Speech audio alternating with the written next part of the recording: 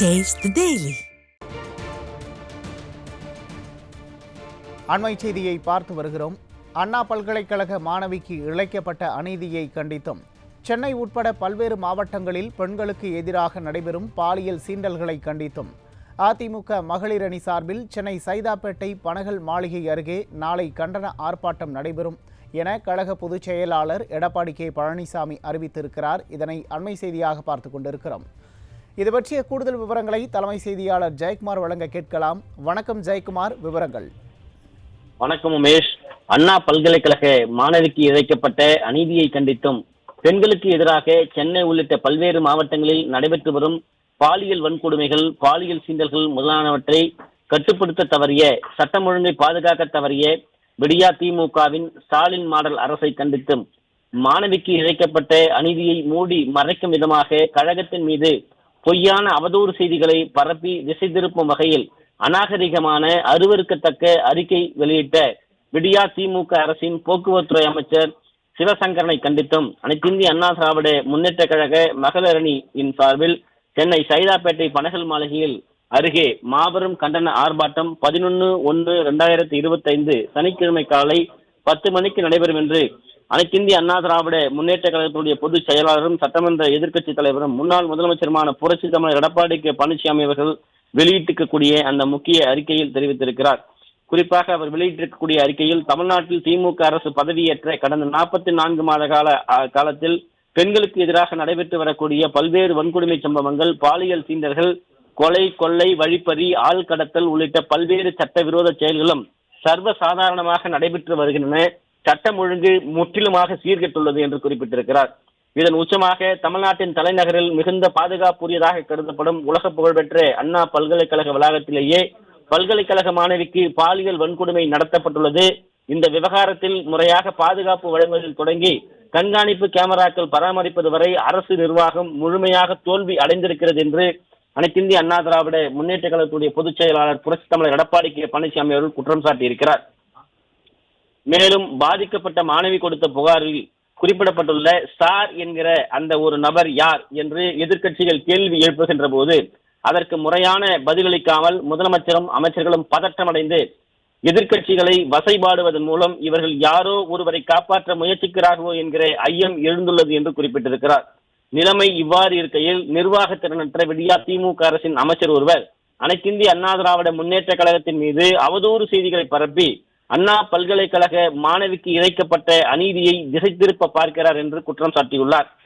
FIR கசியவிட்டது மற்றும் முறையாக விசாரணை நடத்தாதது குறித்து ஏற்கனவே சென்னை உயர்நீதிமன்றம் கடுமையான கண்டனங்களை தமிழ்நாடு அரசுக்கு தெரிவித்துள்ள நிலையில் இன்னும் கூட இந்த வழக்கின் உண்மையான குற்றவாளிகளை கண்டுபிடித்து கைது செய்ய திரு ஸ்டாலினின் தலைமையான விடியா திமுக அரசு அக்கறை காட்டவில்லை என்று குற்றம் சாட்டியுள்ளார். யார் அந்த சார் என்கிற கேள்வி பிரதான எதிர்க்கட்சியான அனைத்திந்திய அண்ணா திராவிட முன்னேற்ற கழகம் மட்டும் எழுப்புகின்ற கேள்வி அல்ல.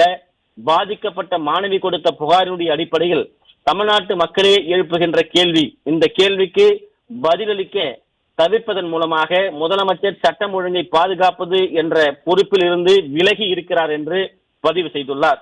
எனவே விடியா திமுகவின் ஸ்டாலின் மாடல் அரசை கண்டித்தும் உண்மையான குற்றவாளிகளை சட்டத்தின் முன் நிறுத்த வலியுறுத்தி களம் கண்டு போராடுவதை தவிர வேறு வழியில்லை என்ற காரணத்தினால் அனைத்திந்திய அண்ணா திராவிட முன்னேற்ற கழகம் தொடர்ந்து போராடி வருகிறது என்று அதிமுக பொதுச் செயலாளர் புரட்சி தமிழர் எடப்பாடி கே பழனிசாமி அவர்கள் தெரிவித்திருக்கிறார்.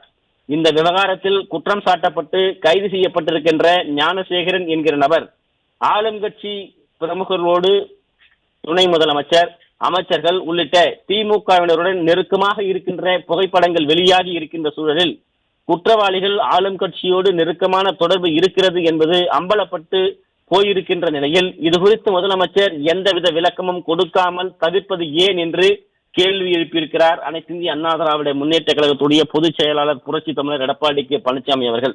இந்த நிலையில் அண்ணா பல்கலைக்கழக மாணவிக்கு இழைக்கப்பட்ட அநீதியை கண்டித்தும் பெண்களுக்கு எதிராக சென்னை உள்ளிட்ட பல்வேறு மாவட்டங்களில் நடைபெற்று வரும் பாலியல் வன்கொடுமைகள், பாலியல் சீண்டல்கள் முதலானவற்றை கட்டுப்படுத்த தவறிய, சட்டம் ஒழுங்கை பாதுகாக்க தவறிய விடியா திமுக ஸ்டாலின் மாடல் ஆட்சியை கண்டித்தும் பாலியல் குற்றவாளிகளுடைய சரணாலயம் அதிமுக என அநாகரிகமாக அருவருக்கத்தக்க அப்பட்டமான ஒரு பச்சை பொய்யை கூறியுள்ள விடியா திமுக அரசின் போக்குவரத்து துறை அமைச்சர் சிவசங்கரனை கண்டித்தும் அனைத்திந்திய அண்ணா திராவிட முன்னேற்ற கழக மகளிர் அணியின் சார்பில் 11/1/2025 சனிக்கிழமை காலை 10 மணியளவில் சென்னை சைதாப்பேட்டை பனகல் மாலை அருகில் மாபெரும் கண்டன ஆர்ப்பாட்டம் நடைபெறும் என்று தெரிவித்திருக்கிறார்.